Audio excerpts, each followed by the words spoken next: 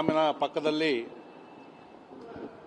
BBMPಗೆ ಸೇರಿದಂಥ ಜಾಗದಲ್ಲಿ ಏನು ಕಳೆದ 2 ವರ್ಷಗಳಿಂದ ಹಂತ ಹಂತವಾಗಿ ಅಕ್ರಮವಾಗಿ ಅಲ್ಲಿ ಮನೆಗಳನ್ನು ಕಟ್ಟಿಕೊಂಡು ಗುಡಿಸಲುಗಳನ್ನು ಹಾಕ್ಕೊಂಡು ಕೆಲವು ವಲಸಿಗರು, ಬೇರೆ ದೇಶದಿಂದ ಬಂದಿರತಕ್ಕಂಥ ವಲಸಿಗರು ಮತ್ತು ಸ್ಥಳೀಯರು, ಅಲ್ಲಿ ವಿಶೇಷವಾಗಿ ಕಾಂಗ್ರೆಸ್ಸಿನ ಸ್ಥಳೀಯ ಅಲ್ಪಸಂಖ್ಯಾತರ ಮುಖಂಡರುಗಳು ನಾವು ಮನೆ ಕೊಡಿಸ್ತೀವಿ ಅಂತೇಳಿ ಅವ್ರ ಹತ್ರ ಎಲ್ಲ ಕೂಡ ದುಡ್ಡನ್ನು ವಸೂಲಿ ಮಾಡಿ ಅವರು ಅಲ್ಲಿ ಮನೆಗಳನ್ನು ಕಟ್ಟಿಸಿ ಅದನ್ನು ಬಾಡಿಗೆ ಕೊಟ್ಟು ಪ್ರತಿ ತಿಂಗಳು ಕೂಡ ಬಾಡಿಗೆಯನ್ನು ವಸೂಲಿ ಮಾಡ್ತಾಯಿದ್ರು. ಅವ್ರು ಯಾರು ಕೂಡ ಅಲ್ಲಿ ಸ್ವಂತ ಸೂರಿಗೋಸ್ಕರ ಕೊಟ್ಟಿದ್ದಲ್ಲ, ಬೇರೆಯವ್ರ ಮನೆಗಳನ್ನು ಕಟ್ಟಿ ಬಾಡಿಗೆ ಕೊಟ್ಟು ದುಡ್ಡನ್ನು ವಸೂಲಿ ಮಾಡ್ತಾಯಿದ್ರು.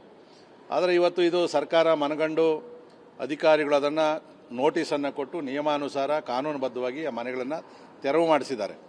ತೆರವು ಮಾಡಿಸಿ 2 ದಿನ ಏನೂ ಆಗಿರಲಿಲ್ಲ. ಆದರೆ ಕೇರಳದ ಮುಖ್ಯಮಂತ್ರಿಗಳು ಒಂದು ಹೇಳಿಕೆಯನ್ನು ಕೊಟ್ಟರು ಅಂದ ತಕ್ಷಣ ಅಲ್ಲಿನ ಕಾಂಗ್ರೆಸ್ಸಿನ ವರಿಷ್ಠರು, ರಾಷ್ಟ್ರೀಯ ನಾಯಕರು ಮತ್ತು ಬೆಂಗಳೂರಿನ ಕರ್ನಾಟಕದ ಉಸ್ತುವಾರಿಗಳು ವೇಣುಗೋಪಾಲ್ರವರು ಅವರೊಂದು ಸ್ಟೇಟ್ಮೆಂಟ್ ಕೊಟ್ಟ ತಕ್ಷಣ ಇಲ್ಲಿನ ಕಾಂಗ್ರೆಸ್ ಸರ್ಕಾರ, ಮುಖ್ಯಮಂತ್ರಿಗಳು, ಉಪಮುಖ್ಯಮಂತ್ರಿಗಳು, ಎಲ್ಲ ಅಲ್ಪಸಂಖ್ಯಾತ ಸಚಿವರುಗಳು ಪ್ರತಿಯೊಬ್ಬರು ಕೂಡ ಸ್ಥಳ ಪರಿಶೀಲನೆಯನ್ನು ಮಾಡಿ ಅನ್ಯಾಯ ಆಗಿಬಿಟ್ಟಿದೆ, ಅವರಿಗೆಲ್ಲ ಕೂಡ ನಾವು ಬಡವರಿಗೆ ಮನೆಗಳನ್ನು ಕೊಡ್ತೀವಿ ಅಂತೇಳಿ ಮುಖ್ಯಮಂತ್ರಿಗಳು ಕೂಡ ಸಭೆಯನ್ನು, ತುರ್ತು ಸಭೆ, ಪ್ರವಾಹ ಬಂದಾಗೂ ಆಗಲಿಲ್ಲ, ಭೂಕಂಪ ಬಂದಾಗೂ ಆಗಲಿಲ್ಲ, IPL ತುಳಿತಕ್ಕೊಳಗಾದಾಗ ಕೂಡ ಇಷ್ಟು ತುರ್ತು ಸಭೆಯನ್ನು ಮಾಡಿ ಪರಿಹಾರವನ್ನು ಘೋಷಣೆ ಮಾಡಿರಲಿಲ್ಲ.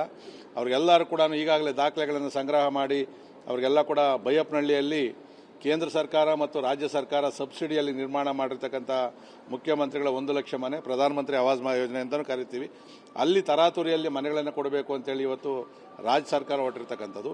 ಕೇರಳ ಸರ್ಕಾರ ಮತ್ತು ಕಾಂಗ್ರೆಸ್ ಹೈಕಮಾಂಡ್ ಹೇಳಿದ ರೀತಿಯಲ್ಲಿ ಇವತ್ತು ಕೇಳಕ್ಕೆ ಹೊರಟಿರ್ತಕ್ಕಂಥದ್ದು.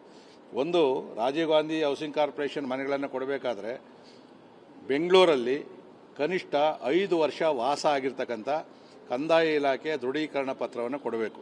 ನಮಗೆ ಮಾಹಿತಿ ಇರ್ತಕ್ಕಂಥದ್ದು ಅವರು 1 ವರ್ಷ 2 ವರ್ಷದ ಹಿಂದೆ ಅಕ್ರಮವಾಗಿ ಅವರು ಶೆಡ್ಗಳನ್ನು ಹಾಕಿರ್ತಕ್ಕಂಥದ್ದು.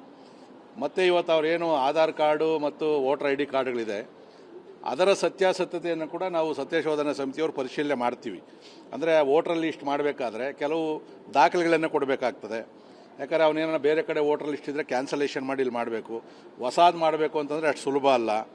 ಜೊತೆಯಲ್ಲಿ ಆಧಾರ್ ಕಾರ್ಡ್ ಮಾಡಬೇಕು ಅಂತಂದರೆ ಯಾವುದೊಂದು ದೊಡ್ಡ ತಂಡನೇ ಐತೆ ಆಧಾರ್ ಕಾರ್ಡ್ ಮಾಡೋಕ್ಕೆ. ಆ ಆಧಾರ್ ಕಾರ್ಡ್ ಮಾಡಬೇಕಾದ್ರೆ ಏನೇನು ದಾಖಲೆಗಳನ್ನು ಕೊಟ್ಟವ್ರೆ ಇವರು, ಅವೆಲ್ಲವನ್ನು ಕೂಡ ನಾವು ತನಿಖೆಯಲ್ಲಿ ನಾವು ಕೂಡ ಬರ್ತದೆ. ಮತ್ತು ಇವತ್ತು ಜಮೀರ್ ಅಹ್ಮದ್ ಅವರು ಹೇಳಿದ್ರು, ಇನ್ನೊಬ್ಬರು ಹೇಳಿದ್ರು ಇವತ್ತೇ ಕೊಡಬೇಕು, ಹಂಗಾಗಲ್ಲ. 5-6 ವರ್ಷಗಳಿಂದ 1 ಲಕ್ಷ ರೂಪಾಯಿ ಕಟ್ಟಿ ಸಾವಿರಾರು ಜನ ಕೂಡ ಮನೆಗಳನ್ನು ಪೂರ್ಣವಾಗದೆ ಕಾಯ್ತಾ ಇದ್ದಾರೆ. ಅವ್ರಿಗೆ ಕೊಟ್ಟಿಲ್ಲ, ಇನ್ನು 5-6 ವರ್ಷ ಅವರೆಲ್ಲ ಬಡ್ಡಿಗೆ ತಂದು ದುಡ್ಡು ಕೊಟ್ಟಿರ್ತಕ್ಕಂಥವ್ರು.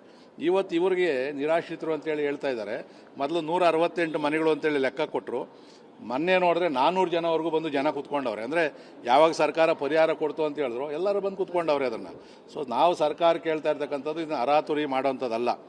ನೀವು ಈ ಥರ ಸರ್ಕಾರ ಅನೇಕ ವಸತಿ ಯೋಜನೆಗಳನ್ನು ಭಾಳ ವರ್ಷಗಳಿಂದ ಮಾಡ್ತಾ ಇದ್ದೀವಿ. ನಿಮ್ಗೆ ಹಂಗೇನಾದರೂ ಮನೆ ಬೇಕಾಗಿತ್ತು ಅಂತಂದರೆ ಮನೆಗಳು ಖಾಲಿ ಇವೆ, ಅಪ್ಲಿಕೇಶನ್ ಹಾಕಬೇಕಾಗಿತ್ತು. ನೀವು ನಿಯಮಾನುಸಾರ ಮನೆ ಕೊಡ್ತಾ ಇದ್ವಿ.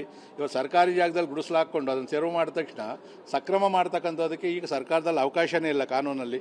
ಈ ಥರ ಆಯಿತು ಅಂತಂದರೆ ಇಡೀ ರಾಜ್ಯದಲ್ಲಿ ಎಲ್ಲ ಕಡೆ ಸರ್ಕಾರಿ ಜಾಗದಲ್ಲಿ ಈ ಥರ ಗುಡಿಸಲು ಹಾಕ್ಸ್ತೀವಿ ಅಂತಲೇ ಅಂದ್ಕೊಳ್ರಿ. ಯಾಕಂದರೆ ನಾವ್ಯಾಕೆ ಸುಮ್ಮನೆ ಇರಬೇಕು? ನೀನು ಯಾರೋ ನಿನ್ಗೆ ಬೇಕಾದವ್ರು ಕೊಡಬೇಕಾದಾಗ ನನ್ನ ಸ್ಥಳೀಯರಿಗೆ, ನನ್ನ ಕ್ಷೇತ್ರದಲ್ಲಿರ್ತಕ್ಕಂಥ ಬಡವರಿಗೆ ಗುಡಿಸಲು ಹಾಕ್ಸ್ತೀವಿ, ತೆರವು ಮಾಡ್ತಾರೆ, ಅವ್ರು ತಕ್ಷಣ ಬೇರೆ ಕಡೆ ಮನೆಗಳು ಕೊಡ್ತಕ್ಕಂಥ ವ್ಯವಸ್ಥೆಯನ್ನು ಕೊಡಬೇಕು.